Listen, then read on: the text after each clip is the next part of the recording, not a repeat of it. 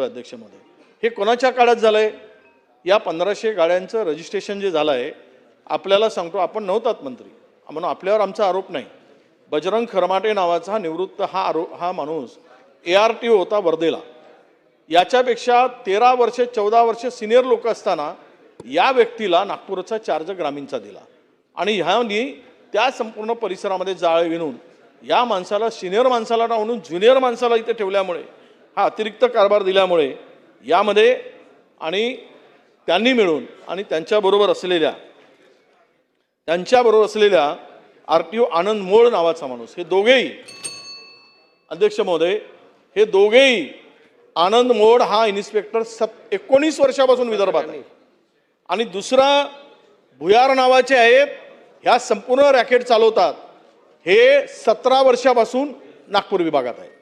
आणि यांनी मिळून या पद्धतीनं ज्यावेळेस अविनाश ढाकणे RTO होते, आपले आयुक्त असताना, या संपूर्ण चार्ज त्यांना दिला होता. परंतु आज 17 वर्षापासून तो विदर्भातच आहे आणि हे रॅकेट चालवत आहे. मी मुद्दाम तुम्हाला काही गोष्टी अध्यक्ष महोदय लक्षवेधी मी दिली होती, तुम्ही मला थोडासा वेळ द्या. खरं म्हणजे फार गंभीर विषय आहे, इतका गंभीर विषय आहे अध्यक्ष महोदय की मी आपल्याला जर हे वाजवून दाखवलं ना, यांचं हे माझ्याकडे सगळ्या त्या ऑडिओ काय रणधीरजी काय होतं, बोला. मी जर हे वाजवून दाखवलं ना अध्यक्ष महोदय, आपण जरा फार सिरियस विषय आहे.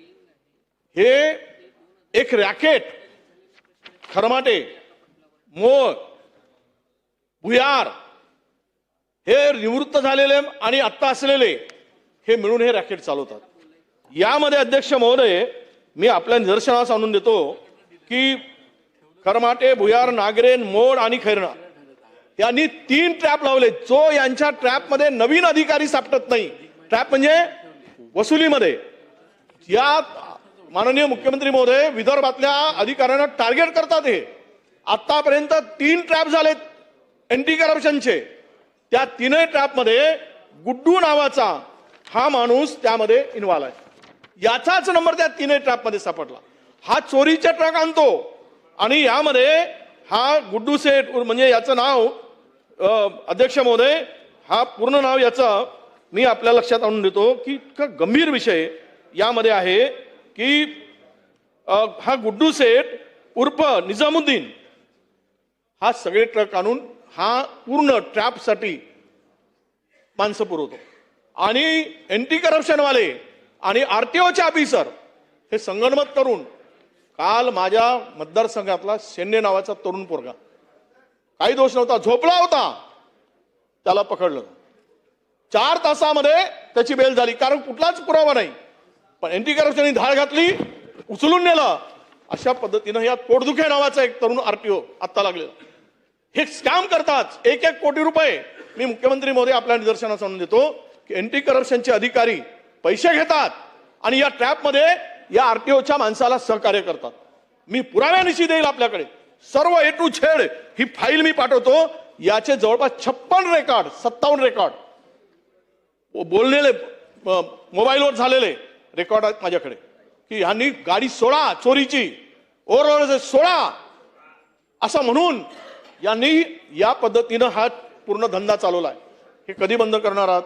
माझी विनंती आहे अध्यक्ष महोदय, या सगळ्या प्रकरण मांडायला 1 तासभर लागेल. पण मी आता प्रश्न एवढंच विचारतो की ही जे गाड्याच्या संदर्भात आत्ता काही चर्चा झाली, या इम्पोर्टेड गाड्याच्या संदर्भातला प्रश्न जरी असला तरी त्यावर आपण तपासणी करा आणि त्यांची माहिती घ्या. आणि दुसरा माझा एवढंच प्रश्न आहे की या आत्ता मी मांडलेल्या प्रश्नाच्या संदर्भात की आपण या SIT स्थापन करून या सर्व अधिकाऱ्यांचे व ACB ट्रॅपमधील सर्व तक्रारदार गुड्डू सेठ उर्फ या मोहम्मद एजाज रहमान, आसिफ अब्दुल कादिर आणि निजामुद्दीन या 3ही लोकांची, हे या गुड्डू सेठसह इतर लोकांची चौकशी करणार का? पहिला प्रश्न. आणि सर्व अधिकाऱ्यांची EOW इन्कम टॅक्सची चौकशी होणार का, लावणार का? आणि रवींद्र भुयार आणि आनंद मोळ हे 19 वर्षापासून विदर्भात आहेत, यांना विदर्भाच्या बाहेर तात्काळ बदली करणार का? अध्यक्ष महोदय, मला त्यांच्या निदर्शनास आणून द्यावं लागेल. RTO विभागाबद्दल काही तक्रारी आणि ऑडिओ क्लिप सुद्धा जसं आपल्याकडे आलेल्या आहेत तशा माझ्याकडे सुद्धा आलेल्या आहेत. एका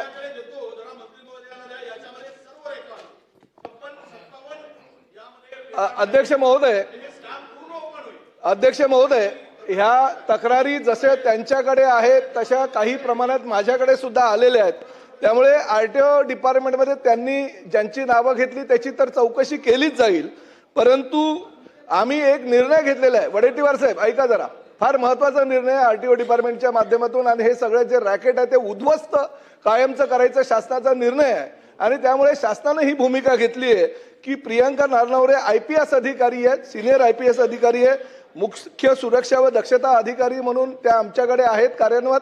त्यांच्या अध्यक्षतेखाली आम्ही SIT स्थापन केलेली आहे आणि त्यांच्याबरोबर रवी गायकवाड अतिरिक्त परिवहन आयुक्त आणि श्री मंदार जावळे दक्षता अधिकारी परिवहन आयुक्त यांना आम्ही त्रिसदस्यीय समिती नेमलेली आहे आणि SITच्या माध्यमातून आम्ही चौकशी करून 1 महिन्याच्या आत आम्हाला अहवाल द्यायला सांगितलेला आहे. आणि अहवाल आल्यानंतर जे जे तुम्ही नावं घेतलेत ती आणि जी ह्या रॅकेटमध्ये सहभागी असतील आणि आता कार्यरत असतील, फक्त रिटायर्ड झाले नाही तर आताही परिवहन सेवेमध्ये जे कार्यरत असतील त्या प्रत्येकावर कारवाई केली जाईल. आमचे TC ऑफिसचे काही अधिकारी होते, ते अधिकारी मंत्री किंवा शासनाची परवानगी न घेता काही अजून निर्णय घेत होते त्यांच्या स्तरावर. मेत्रवार नावाचे जे अधिकारी आहेत त्यांना सुद्धा शोकास देण्याची भूमिका RTOचा आम्ही आयुक्तांना दिलेले आहेत. आणि आपण ज्या ज्या काही सूचना केल्यात किंवा जे जे आरोप केले त्यावर ही SITच्या माध्यमातून 1 महिन्यामध्ये चौकशी करून अहवाल प्राप्त झाल्यानंतर त्यांच्यावर ताबडतोब कठोर कारवाई केली जाईल. प्रश्न क्रमांक 7. प्रश्न क्रमांक 35